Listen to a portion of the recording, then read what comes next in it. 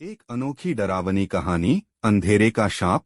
शहर से दूर बसे एक छोटे से गांव में मुरलीधर नाम का एक बुजुर्ग रहता था। उसकी उम्र करीब 80 साल की थी और वो एक पुराने जर्जर हवेली में अकेला रहता था। लोग कहते थे कि उस हवेली में एक खतरनाक अंधेरा बसा हुआ है जो कभी भी किसी को निगल सकता है।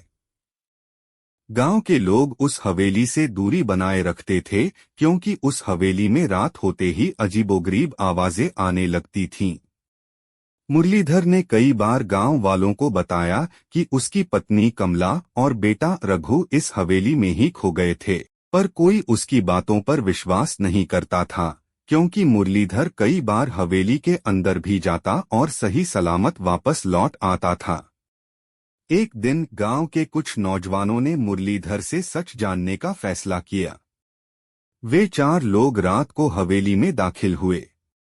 अंदर का माहौल भयानक था। हवा के साथ साथ हवेली के पुराने दरवाजे और खिड़कियां भी भड़भड़ा रही थीं। दीवारों पर लगे पुराने चित्रों में अजीब सी चमक थी। वो जैसे जैसे अंदर बढ़ते गए, उन्होंने एक कमरे से किसी की रोने की आवाज सुनी। जब वे उस कमरे में पहुंचे तो वहां एक अजीब सा दर्पण लगा हुआ था। उसमें मुरलीधर की परछाई दिखाई दी जो धीरे धीरे उनकी तरफ मुड़ने लगी। अचानक मुरलीधर की परछाई ने उनसे कहा, यहाँ से चले जाओ, यह अंधेरा तुम्हें निगल जाएगा।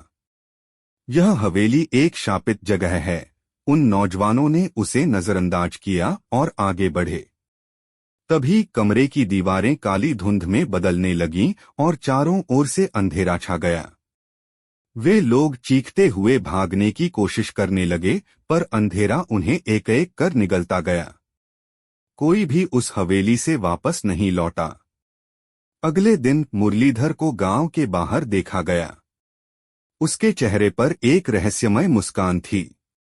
वह अब हवेली के बारे में कुछ नहीं बोलता था। गांव वालों ने महसूस किया कि हवेली में अंधेरा तो वही है, पर मुरलीधर अब पहले जैसा नहीं रहा।